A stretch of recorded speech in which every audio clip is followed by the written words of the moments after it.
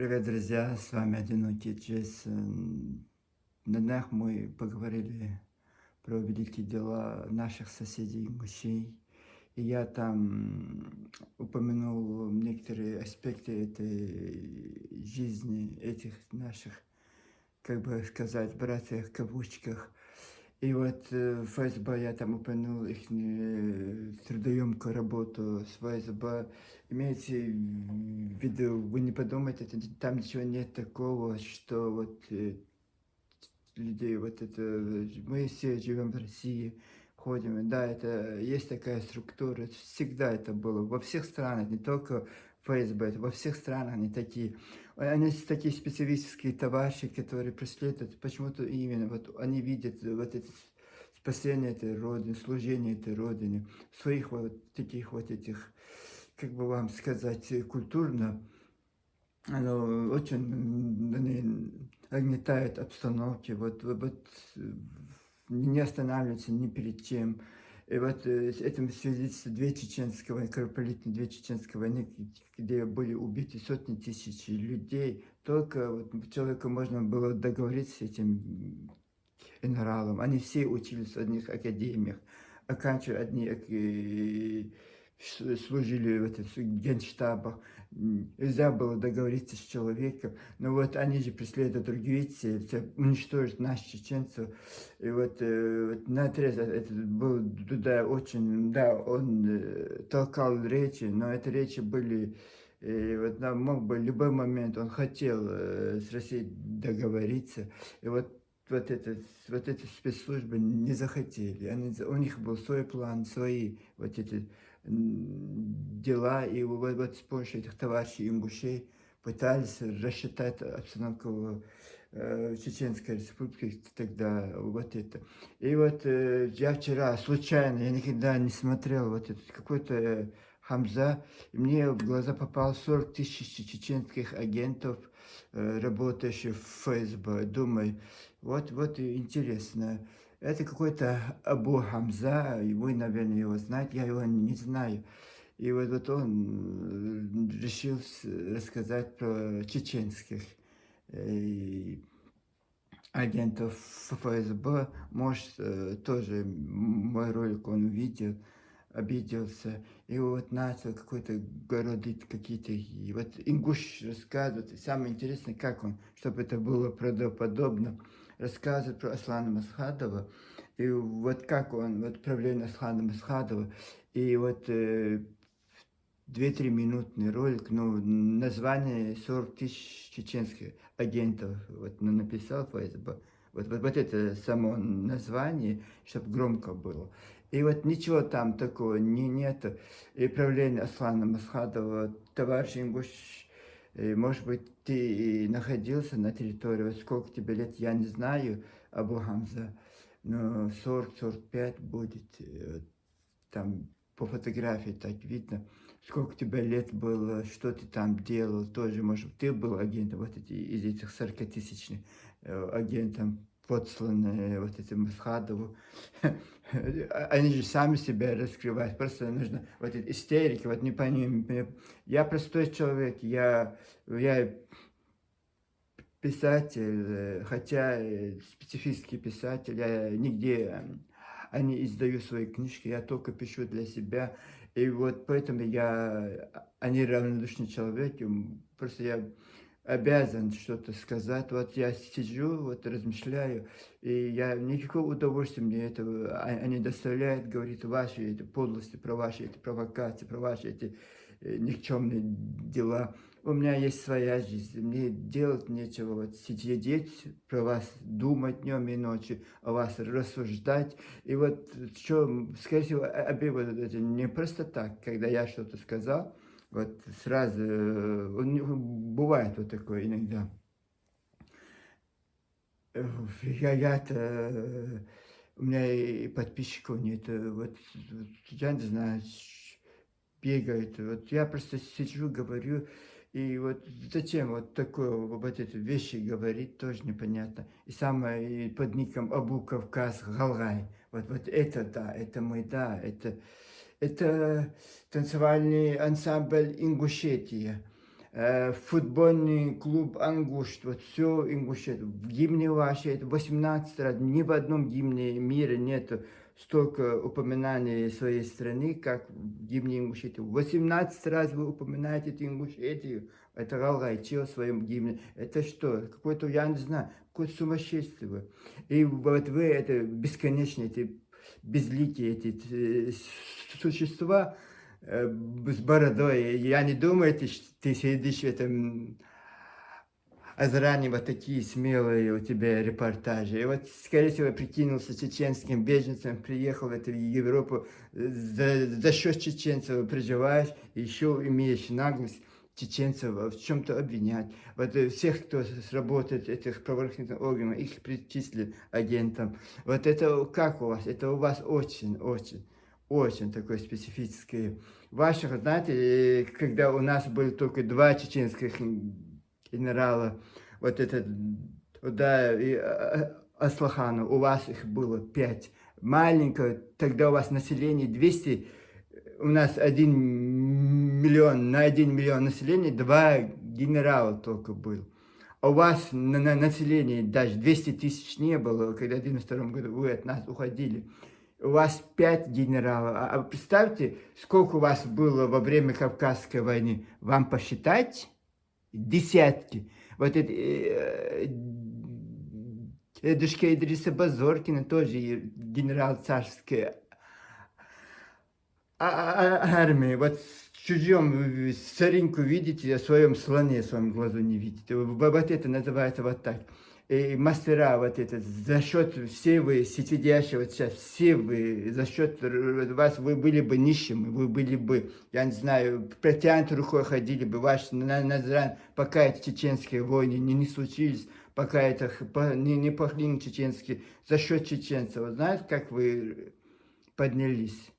Я сейчас, это очень такая сложная тема, я сейчас начну говорить, и мне надо будет все это разложить, как в предыдущем ролике, по частям. Это же займет время. И вот как это, зачем это надо? Вот я, простой человек, сел, что-то сказал, вот, обвинить весь чеченский народ, и сами указывают, что 1,5 миллиона чеченцев, это 3% населения Чечни, это агенты. Вот хорошо, представим, что это так. Вот давайте мы сейчас посчитаем, сколько населения Ингушетии является этими сотрудниками, бывшими КГБшным, НКВДшным. Я боюсь сказать 50%, 30%. Но вот это, вот знаете, не нужно считать. Вот Ингуши, вот, знаете, вы-то молчите. Вам просто, это к вам к лицу. Как это скромно, когда человек, как это приятно, когда человек молчит. И вот всякие вот эти проходимцы, вы представляете, с чем мы столкнулись, товарищи чеченцы? Мало того, что это интеллигенция на нас езжает, это телевидение Ингушетии, вот они создают фейки, вот эти никчемные, вот это воры, ворышки, врушки, они создают эти фейки, вот это телевидение Ингушетии, это все, вот потом снимают программы, это узаконивают. Вот что говорит это Руслан Базуртанов, Абадиев, вот Танзила Чабиев, вот что они говорят, вот это, они все это придумывают, и вот из чеченского фольклора, из осетинского, вот они берут и вот что-то придумывают, и вот начинает потом это телевидение, это узаканивают, это программы создают. И вот сейчас, я молчу об Чахне, это какой-то, я не знаю, какой-то завод по подделкам. Вот как бы, если это был бы завод подделки делать, вот точно так же, Чахрио, не Чахрио, вот любой кто-нибудь там, какой-нибудь фантастической версии, они его подровняют, они его соткают, и вот, и оно ложится на бумагу у них. И вот перед вами вид города Грозного, это не просто так появился. Вот Грозном, мы же знаем, где вы, товарищи мужчины, вот в этом городе вы жили, вот это набережная река Сонши, напротив президентский дворец, но там тогда это время было детский, республиканский детский диспансионный центр, был он. Потом, когда Джохар Дудаев пришел, стал президентским дворцом. И вот не надо вот нам рассказывать, какие мы предатели, какие мы плохие чеченцы. И самое интересное, чеченцы вот победили, потому что они ингуши. Вот это тоже интересно. Вот версии такие выкладывают, что почему чеченцы тогда победили, потому что вот ингуши. Да, вот это я помню, что маленький мальчик, тоже 15-летний, по-моему, ингуш был, один, вот и 3-4, я тоже очень такой, я очень следил, и Чечен Пресс, там везде, я даже бытность Джохара, да, хотя я был молодым парнем, студентом, я и статьи писал, и вот эта газета «Правительственной Ичкерии» до 1994 году обращение чеченской молодежи подписано под моим псевдонимом Шамил Дишни. По телевидению, Чечен пресс это распространила, и по телевидению парад везде, это в газете даже правительственной, на первой полосе это было, это мое обращение. И вот знаете, вы не учите нас, мы тогда жили в этом городе, это в республике, и мы знаем, лучше у вас, товарищи ингуши, кто с кем сотрудничал, что, как было. И вот такие, как ты, Абу Кавказ, вот ФСБ у вас вот этих, вот таких, как вы, они были агентами ФСБ. И конечно, это вот так. Это вот так. И вот не нужно утверждать вот это, ой, чеченцы победили, потому что ингуши вот. Да. Нескромность ваша, поэтому, вы знаете, ваша нескромность. Сейчас я затрону вот это, как что вы расцвели. Вот это мне придется сейчас рассказать. Я не хочу об этом, я очень много программ провел, я все это вам рассказывал. И вот листайте, вы знаете, у меня сотни роликов, вы найдете очень много интересного. Просто вам, даже я сейчас прекращу свое вещание, на года есть у вас программы, видео, где вы можете часовые, полуторачасовые, даже двухчасовые, где вы можете найти, если что-то ищете, найти себе полезную информацию. Это всегда вот так. Я нейтральный человек, я, да, я болею за свою Чечню, мне очень обидно, когда какие-то непонятные существа, их можно вот так обозначить, льют грязь, это потоки, я понимаю, если это было бы вот кто-то обиделся, там кто-то высказал, это потом прекращается. Нет, это целенаправленная работа, поэтому я вас называю всех агентами этими, потому что вот целенаправленно. Может, кто-то, я не знаю, какой-то миллиардер с Востока, именами мы не будем называть. Или, я не знаю, какие-то вот это, но вы работаете не в русле, чтобы вот братская дружба. Нет, это братская дружба, она давно треснула.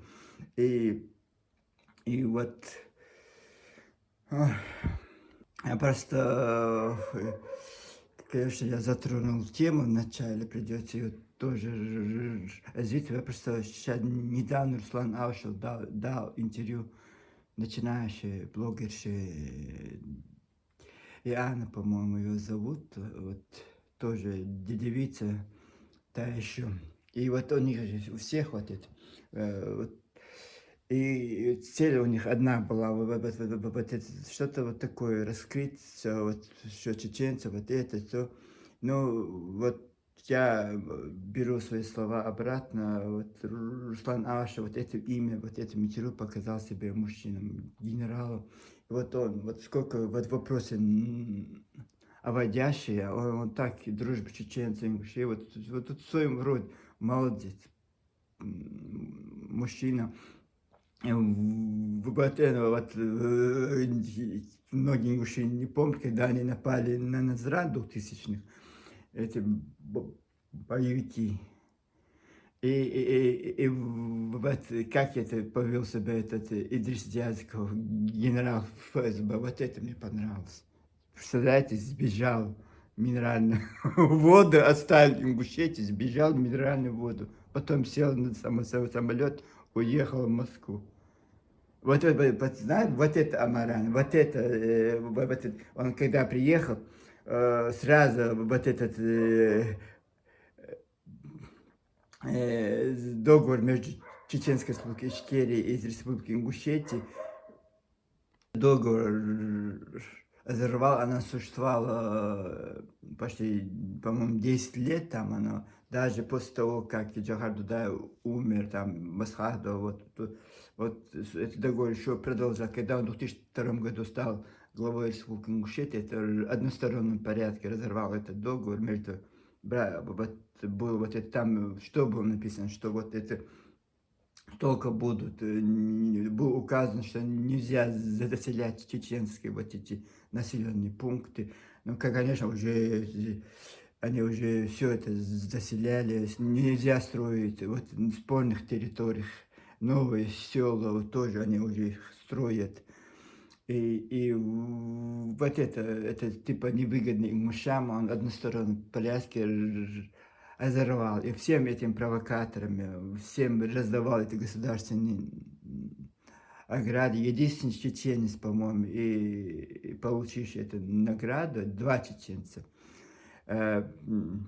Руководитель ансамбля Ингушетии, по-моему, какую-то премию, какую-то награду получили. Вот это Муса Гачаев, песенник, автор многих песенников, вот он издал книгу «Великий ингушей», знаменитый ингушей, в итальянском Турине, по-моему. И вот ему тоже, он заслуженный что-то там, Республика Ингушетия вручил. И вот этот генерал боевой, вот Руслан Ашев, это не мое утверждение. Вот он, как он покинул Ингушетию, оставил все, сразу уехал в минеральную воду, оттуда в Москву. Вот такие люди, вот он, когда он пришел, все было, никогда ингуши на нас не нападали, никогда про нас из книжки не писали. Вот когда в 2002 году он появился Идрис Абадиев со своей книжечкой, это Нурдик Зоя появился, это Руськ Бузуртана появился, это Исаак Зоя, вечный ингуш, начал строчить эти в массовом порядке вот эти книжечки. Бедные несчастные чеченские писатели, поэты, которые сдавали издательства эти книжки, там же были ингуши же, издательства руководили. И, конечно, человек, когда сдает, я поэтому и никуда не сдаю свои вот эти издания, потому что потом кто-то может его украсть, присвоить себе. Вот Грозненское издательство было завалено сотнями вот этими рукописей книг. И вот эти тоже, наверное, прихватили с собой, когда в 1994 году решили обратно вернуться в Ингушетию. Прихватил с собой заодно все чеченские, все архивы, вот это. Это мы понимаем, это мы, много это было вот, выпусков, посвященных этим грабежу чеченцев. И вот это мне очень нравится, когда начинают, что и вот это и она надувными губами, вот как она смотрела, странно, вся накрашена, тонной краской. Я понимаю, русская блогер, ингушская блогер, вот так, как бы развратно это была, она видно, вот этот, вся накрашена. И вот краситься можно, но можно же немножко культурно это делать. Не как падшие женщины там. Бывает, я хочу сказать, это слово хотел употребить, но не буду, не нужно быть вульгарным, вот это. Можно, да, красивая девушка, если она красивая, ничего страшного, там, пусть красится, пусть вот это, все должно быть эру, а у них же это же нету, у них, вот она, как она пыталась вывести Руслана Аушева на этот разговор про плохих чеченцев, как она там старалась, никак не получилось. А потом задала очень провокационный вопрос, что вот чеченцы, почему я сейчас, вот имя, то, что я в начале сказал, почему чеченцы так, ну она не сказала так, Ну вот так, почему чеченцы так, они благодарны. И она сказала так, многие чеченцы считают, что мы недостаточно сделали Ингуши для них. Но это имеется в виду, что мы такие, они благодарны, что мы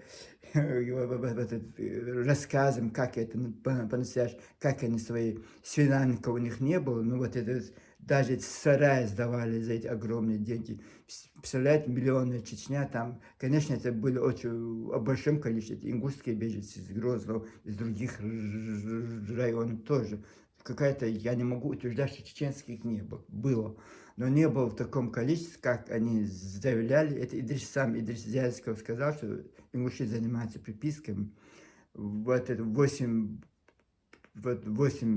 миллиардов прислали, и сколько там этих приписок, вот эти, и вот сам глава Ингушетии возмущался по телевизору.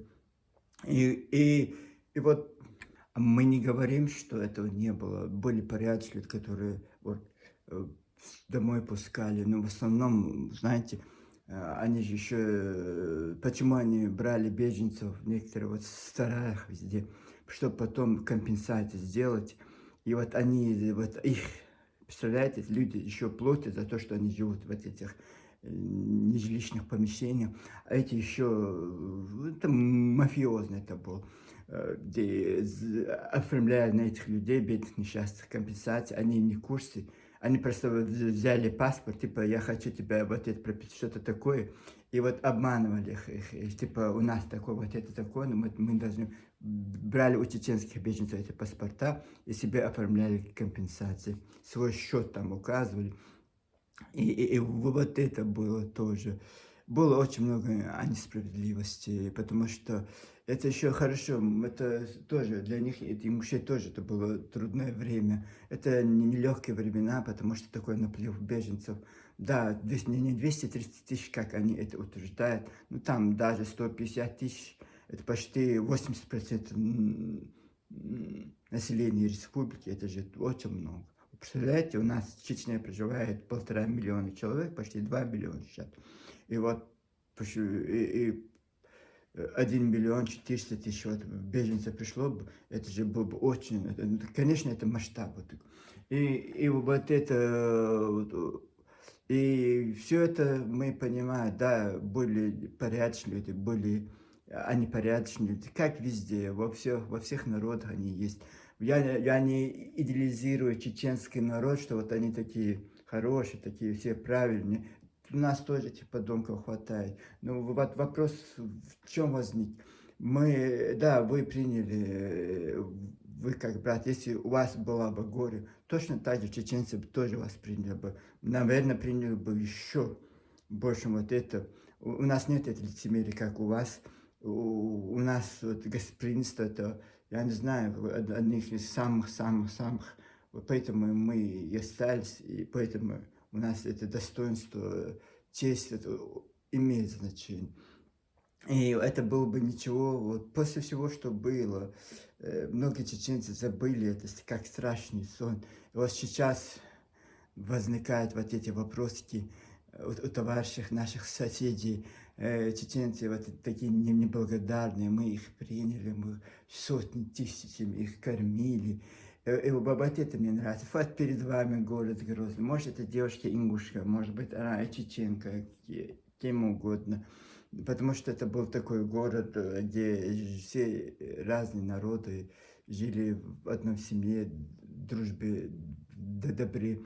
И вот то, что мы 70 лет их кормили, вот это нормально. Вот эти, то, что вот только в столице им уже не жили в сельских поселениях, в горных поселках, в Чечне нет, только в столице, где есть деньги, где есть заводы, где есть фабрики, где есть вот такие красивые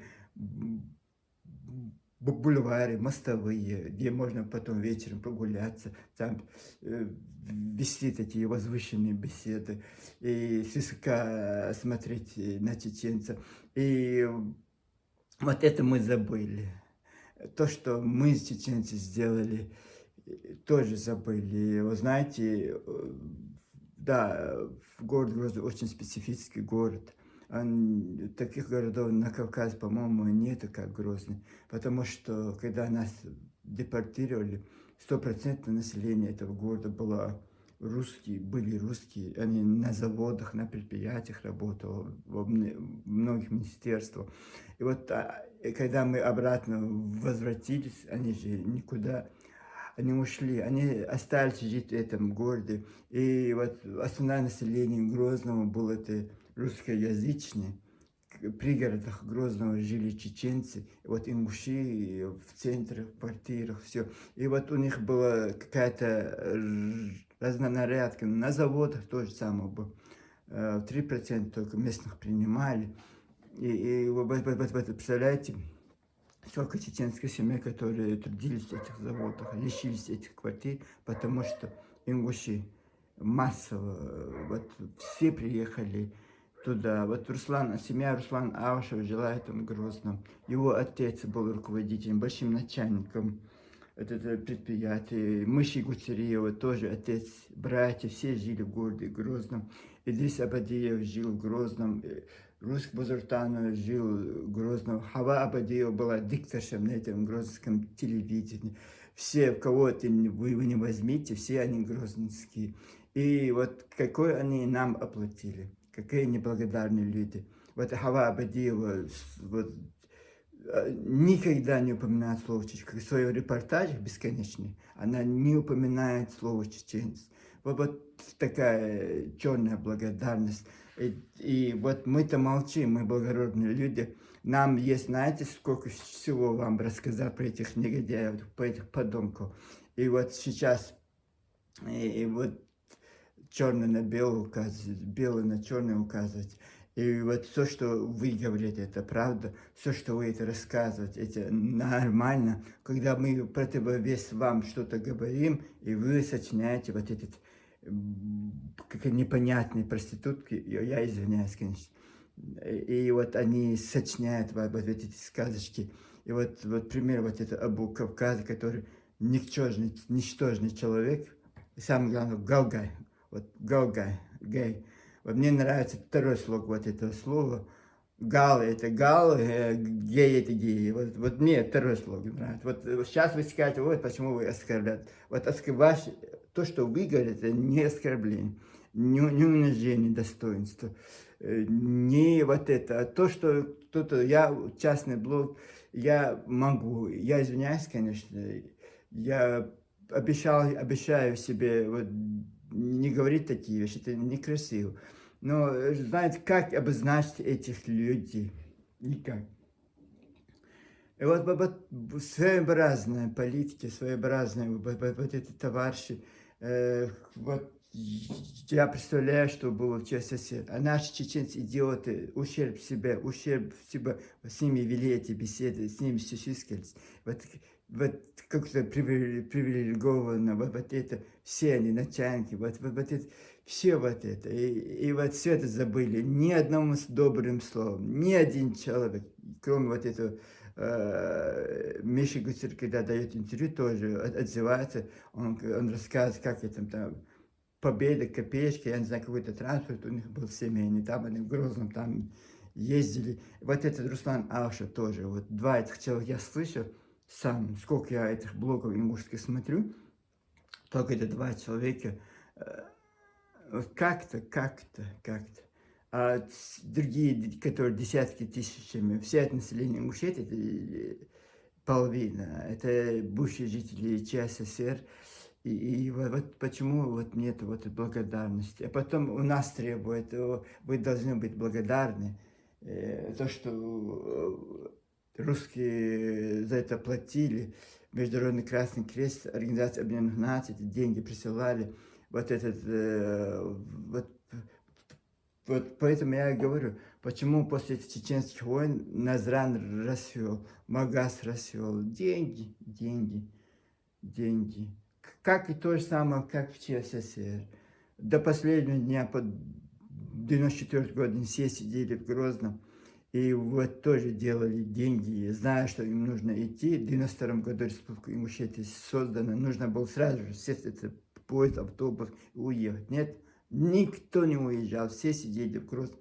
Это они же начальники были на заводах, вот это. Все это приторговали, продавали. И все эти деньги туда, Назран. А потом получился 92 год. Конечно, для прикрытия, вот сейчас, это Бимбулата Богатырева, вот история про 60 миллионов рублей, а я думаю, не 60 миллионов рублей. Это вот с Грозного, со всех заводов, они до последнего вот возили эти средства. Все это продавали, станки, все продавали. Наши тоже старались. Это же была шестая экономика, 280 заводов. Представляете, сколько там было добра? Всесоюзных, сколько предприятий там было. Вот радиозавод в Красном Молот. Очень много всего было. И вот деньги были, поэтому и случился 92 год в пригородном районе. Потому что подготовились. Они же такие наглые орзы, когда нужно было это в Кавказской войне показать свою смелость, гордость, достоинство. Вот их не видно, не слышно было. Где-то в Жерахском ущельях там находились. А вот сейчас очень такие, это даже вот этот бородач, Абу-Кавка, вот бородой, вот какой он герой сейчас. Сейчас большие герои, конечно. Вот я сейчас, я себя очень, я хотел много чего рассказать, вот сам себя сейчас придерживаю, потому что это мне не надо, это значит, кто-то там обидится. Не все ингуши плохие, не все ингуши вот этого. Вот, но я вот заметил, вот если, вот представляете, вот в Грозном 100% все эти ингуши, которые мы знаем, они все негодяи, они все подонки, они все готовы на все. Вот чеченцев, вот если их не было бы, некому было бы даже чеченцев клеймить. Осетинские ингуши и вот это грозненские ингуши. Вот Владикавказские и грозненские. Вот самые наглые, самые. И вот эти бедные ингуши, когда эти ингушетия, она же существовала и до 92 года, там жили люди, трудились.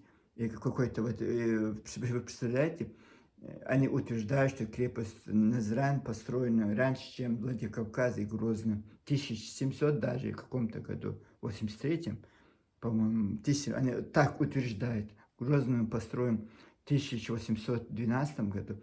И вот они утверждают так. И вот город Грозный стал городом с Владикавказом 1800 по указу царя, 1860, когда окончилась Кавказская война, вот они оба города стали городом. А представляете, когда стал городом Азран, точно такой же крепость, как Грозный и Владикавказ, в 1969 году, через 100 с лишним лет. И вот, да, он существовал, там было два всесоюзных предприятия. Это Назранский завод, как это, один был медицинский инструмент, а другой был электронных, что-то такое, вот это, пневматики, что-то вот такое было.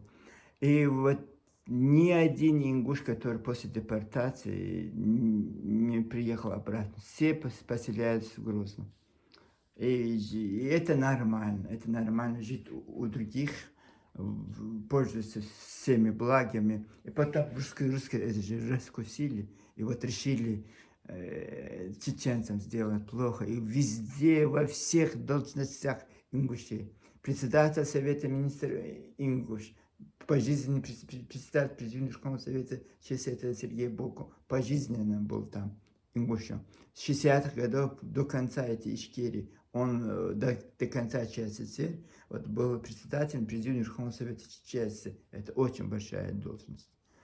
И вот так это было. Мы это не вспоминаем, хотим забыть, как страшный сон, но вы, ваши эти провокации, ваши эти мелочные обиды, вот,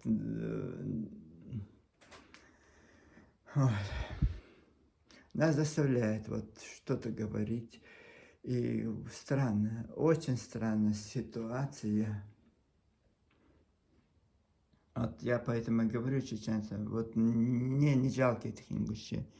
Они никогда не пропадут, сразу примазываются чужой славе. Вот у них это в крови.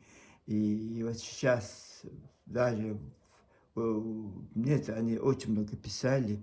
И вот сколько их было, вот эти, у вас только 1500 чеченцев было, все остальные были ингуши, типа, когда шла эта Первая Вторая Чеченская война, вот они так вот утверждали. А потом сейчас снова уже другой у них заказ, говорит, что вот если бы не было бы ингушей, чеченцы не победили бы.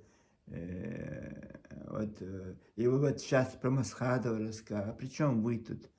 Какого сбоку вы? Масхадов, Дудаев, вы же никто. И вот это те, которые ни при чем. Вот блогеры, которые за счет чеченские беженцы уехали в Европу, и вот блогерами себя возомнили, и всякие города, всякая чушь. Жизнь, она очень проста. Знаете, и нам, вот это знаешь, почему это все с нами происходит? Потому что мы в ЧССР их не поставили на место. Мы не указали, кто они такие. Этих тварей, вот, не пишущих, должностных директора школ, все им, издательство, телевидение, радио, все им отдали. Верховный Совет, правительство, везде, все заводы. И вот они,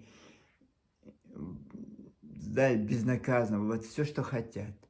И вот помните Грозненский, вы же помните, сейчас они у нас тейп, ничего тейпа у них нет, они вот таких набережных сидели, и у вас, типа вы колхозники чеченцы, у вас тейпы есть вот эти, таком, а у нас даже тейпы рода есть, поэтому многие ингушские фамилии это роды, тейпом они, вот род вот этот ну, разные, любая, вот у нас чеченцев такой нет, у нас тейпы не по фамилиям, а у нас тейпы по селам, вот так. Агишпатой, Эрсиной, Дишни. Это у нас это не фамилии Дишни, не фамилии Эрсиною. У нас нет таких фамилий Агишпатою. А у вас вот так получается. Это значит роды. Чтобы это в 2000 году вы начали. И вот вдруг стали роды тейпами. А потом говорят, нет, это житель, который Осетии, вот так было. Очень, очень сложные пассажиры, конечно. И вот делаешься, сидишь, размышляешь, вот о чем даже, я не знаю. И вот всякие эти в голову лезли всякие мысли, эти после этих просмотров их. И как мы должны придерживаться это приличие. Даже я вам кажется, я все говорю, я не говорю все, что я знаю, что я слышу. И вот даже вот это вам не нравится. И как нам с вами договориться, как нам с вами обратно, я не знаю, какие-то человеческие отношения строить. Вы этого не хотите. У вас зависть, вы не можете сейчас убеждать, что у нас хорошо, что у нас все бьет ключом. Вот это вам не нравится. И вот вы на зло все это делаете. Это если это было бы так, если мы были бы чеченцы плохими людьми, и вы вот рассказывали, это нормально. Нормально то, что вы твари, подонки, негодяи, вот это творите, и все люди, все делают вид, что ничего не происходит. И не только у вас это делают, ведь у нас в Чечне то же самое. И есть голоса, которые трубят во все, призывают вот, не повторять ошибку ЧССР, и не нужно нам его повторять. Знаете, нам хватает своих этих братьев, обойдемся. Они есть были, вот никогда в своей истории они нам не были плечом. Они нам ничего такого они сделали, ничего такого. Да, там пару тысяч чеченских беженцев, пару тысяч, все они ингуши были. Там находилось. И я же знаю, я же в эти годы был в Чечне. У нас были внутренние перемещенные лица. Да, было, почти 400 тысяч человек. И как могло быть еще быть 250 тысяч беженцев? Это не, почти получается все чеченцы в этой. И вот боевые действия идут в Грозном, все население приходит в Шали идут действия, приходят Ведено идут боевые действия, уходят Урсмар. Там вот так были много в Гудермесе перемещенные лица. И вот, а потом, когда Ведено уже шли эти боевые, я помню, я тоже был беженцем, внутренним перемещенным лицом, я жил в Грозном. Вот так это, вот так. И нужно утверждать, мы же тоже, они слепые, мы же тоже еще живы. Есть люди, которые все это знают, все это помнят, и все помнят, и эти боевые действия помнят, и помнят ваши лагеря беженцев. Не нужно там природа, там ничего такого не было, просто вот это потом на нас, вот даже в Дагестане тоже приняли. Очень много асаюрты было. Вот никогда я не слышал, что дагестанцы вот говорили, что мы вас приняли, вот такие, они благодарны. Вот ингуши, да, вот. Вот это вся, вот это, пустили чеченцев в себе, вот все беды, несчастья от этого, наоборот, рассыли. Вот все чеченские технические средства, за этот мешок вот, в чатах, слушайте, вот они рассказывают, все дети в чатах, когда за мешок муки приходилось продавать все золото, даже транспортные средства, сколько всего из Чечни туда ушло, все вам, поэтому ваши ингуши вдруг стали беженцами, вдруг уехали за границу, это же не просто так. У вас же не было эти средства, эти возможности. Они стали, когда появились там чеченские беженцы. И вот вы, бизнеса у вас были, в вашем Азране, это же село, а не город. Представляете, там можно продать любую халупу сразу такие бешеные деньги. И вот это, поэтому вся Европа заполнена вами.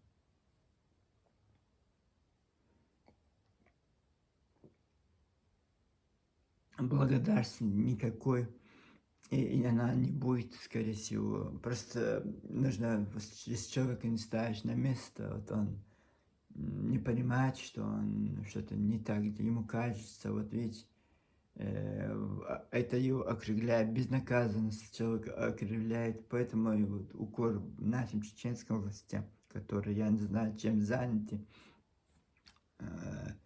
и вот нужно быть, какой-то департамент должен быть, какой-то вот это, вы же Чечню всех прикрываете, всех вот, любой вот человек в какое-то дело, почему вот нельзя, это не это, это другой субъект, ну хорошо, это другой субъект, вы не имеете права вмешиваться, но для чего суды, там по-любому собирать доказательства, можно же собрать, это же собрать и кому нужно отдавать, потом это все распространять. Это тоже это такая работа. Если вы не можете напрямую, напролом, можно же просто, если свидетель доказать, вот мы же не можем сидеть где-то там в Бангкоке или в Йорке, 100% утверждать, что вот это так. Мы просто мы свои догадки вам рассказываем, иногда направляем вас на правильный путь, где нужно копать. Но ваша задача это разузнать это все. И вот информация там, даже если они официально, по официально где-то на сайте можно это разместить, чтобы мы могли воспользоваться этим. Нам никто не помогает, мы сами должны сидеть. Я часами сижу, и я копаю по эти общественные деятели, которые чеченофобы. И вот это же очень большой труд. Вот я не просто политический, я и культурные программы веду. Вот сколько я песен и я хотел их продолжить, потом думаю, почему я это должен делать, если есть Министерство культуры Чеченской Республики, есть Госфилармония Чеченской Республики, почему они не могут эти песни старинные чеченские защитить от этих ингушей, они же это все присваивают, эти певички попоют, и все это национальное ингушское становится. И вот сколько и вот это Ибран Усманова, Марьям Айдемирова, Умара Димаева, вот это Абди Далхадова, сколько я вот этих роликов снял, чтобы защитить эти песни. У меня авторы, кто композитор, кто автор, кто стихи. И вот эта работа, просто человек, у меня есть постоянная работа, я должен ходить на эту работу. Вот вчера я был, позавчера был на работе, в субботу, воскресенье тоже работал, пятницу я был дома.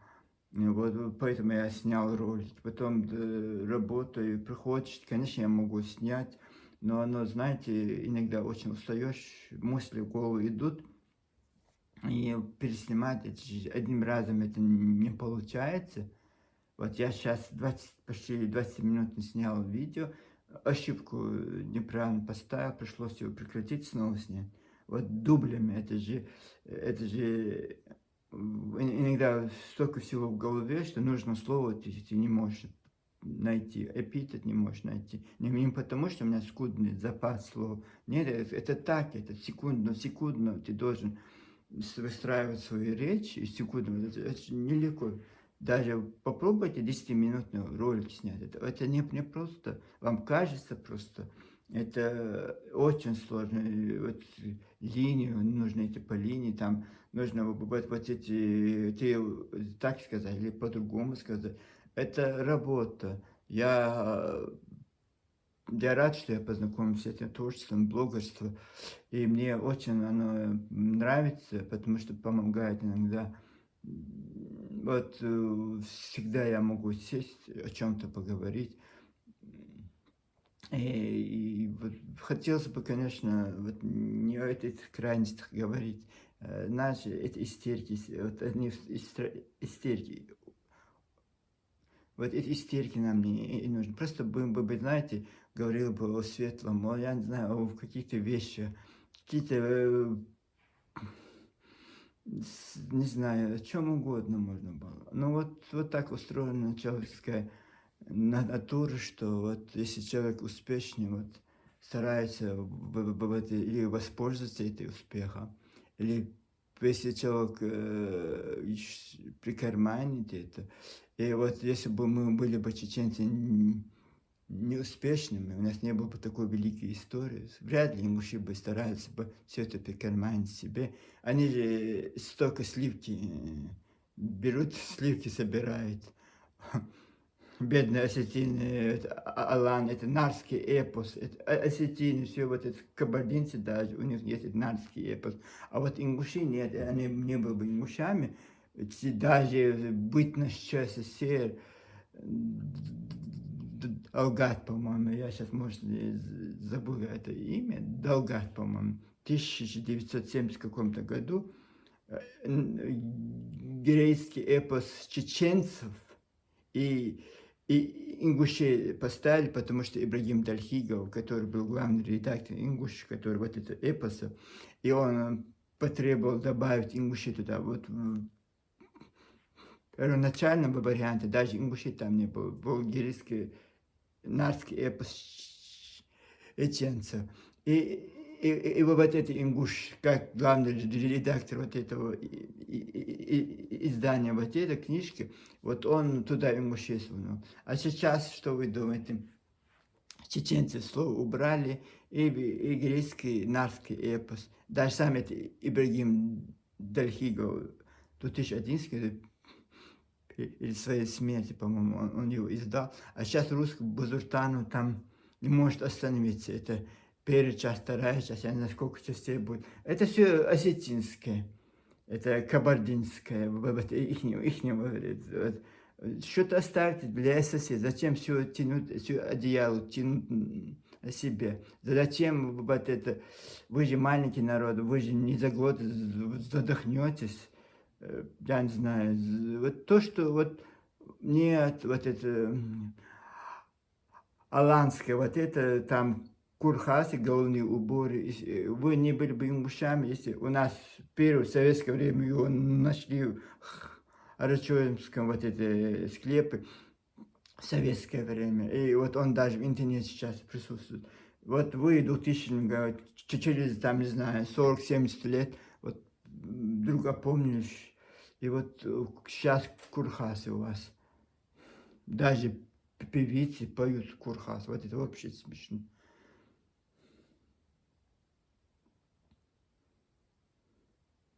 Марина Экажева, по-моему, ингушская певица, в курхасе поет песни.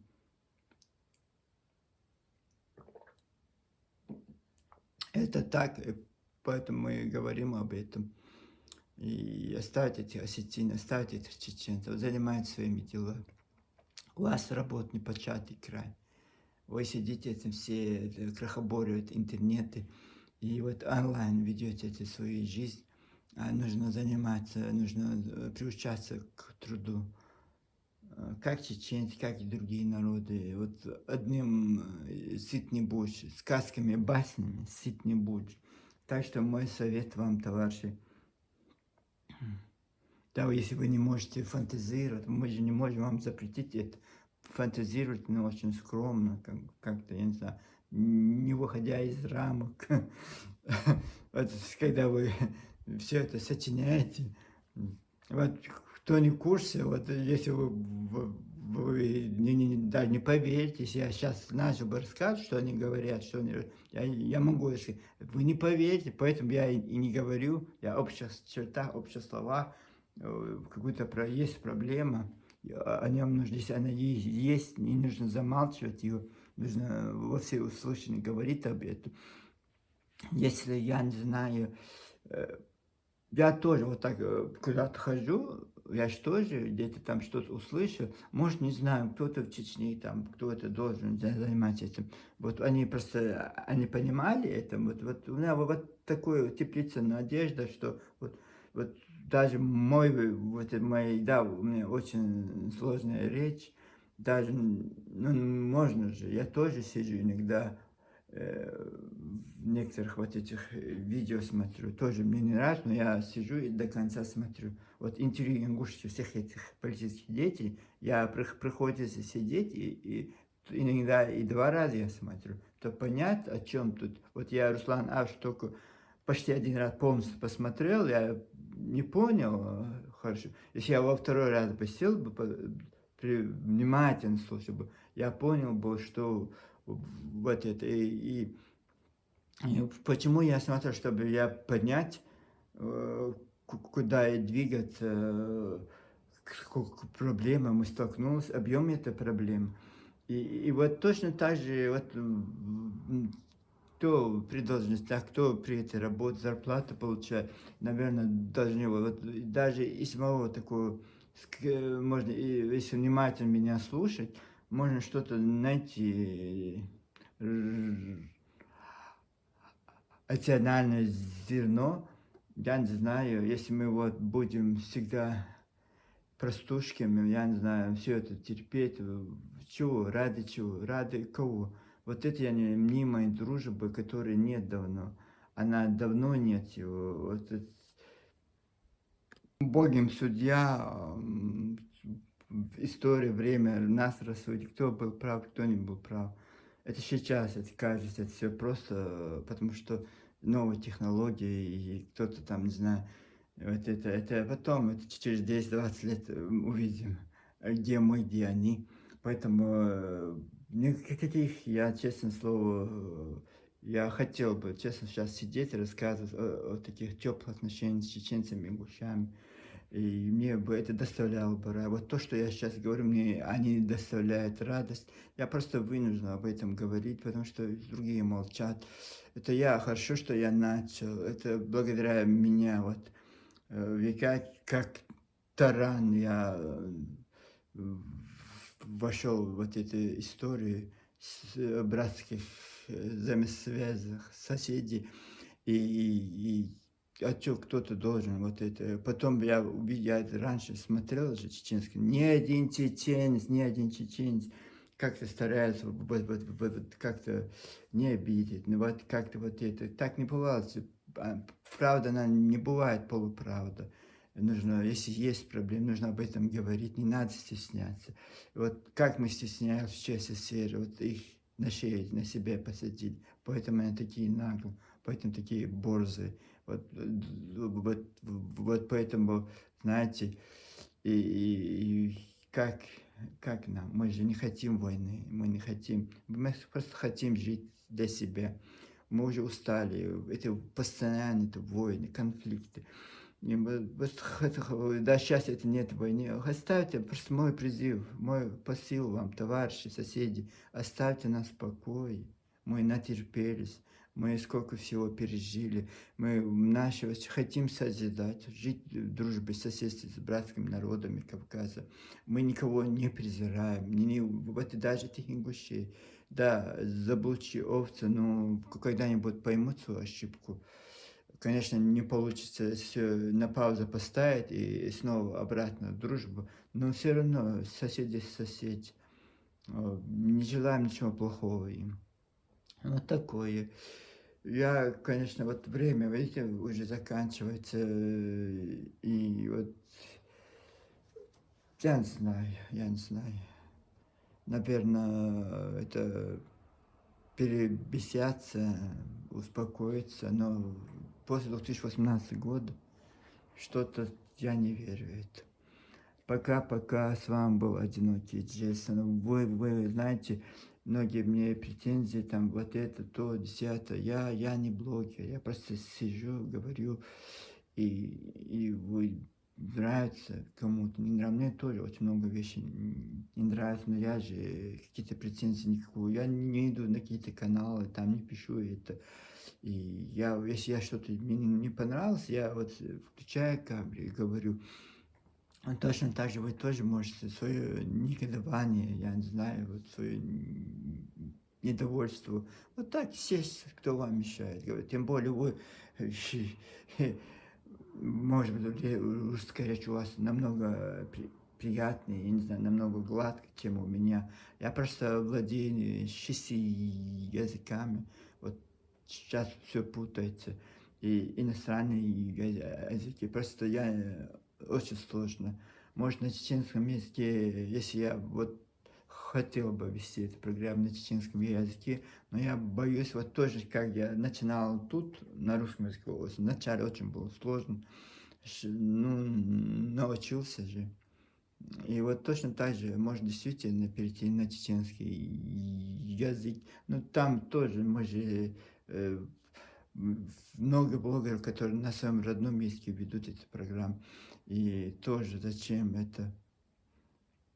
Я просто такую страницу создал, вот «Одинокий Джейсон», и, и вот поэтому я говорю на русском. Это не мой родной язык, и не надо мне претензии предъявлять. Вот я даже русский, некоторые русские приходят и не понимают, что человек иностранец, мало того, что иностранец, это не его родной язык, вот потом претензии, вот язык не так, не так, это вот это. Даже ведя программу, иногда я просто забываю слова, которые я знаю, просто не могу, это секундно, э, ты должен вспомнить и вот ставить его в речь. А вот бывает такое. Ну, что нам делать? Нам вот так не впервые. Вот честно, не думаю, что я плохой человек, что я обижен на что-то. Нет. Это я просто, знаете, от всего сердца, вот искренне, вот я хотел бы, вот я вам всем рассказываю, что у меня всю свою жизнь дружил с этими ингушами. До сих пор эти друзья ингуши есть. Но мне не нравится вот эти, вот они тоже со мной, вот когда общаются, делают вид, что ничего не происходит. В каком-то вакууме. И вот многие чеченцы на это провокации поддаются, и вот они потом по чуть-чуть обрабатывают. Политики чеченцы им не нравятся, Рамзан Кадыр им не нравится. Вот так по чуть-чуть, вот ведут их, всех этих чеченцев, которые в Европе. И вот не нужно заблуждаться насчет наших этих любимых соседей. А вот это такая вещь, обидно, очень обидно. Что я могу сделать? Я ничего не могу. Просто я могу вам это рассказать. Пока-пока, с вами был одинокий Джейсон. Мира и добра всем вам.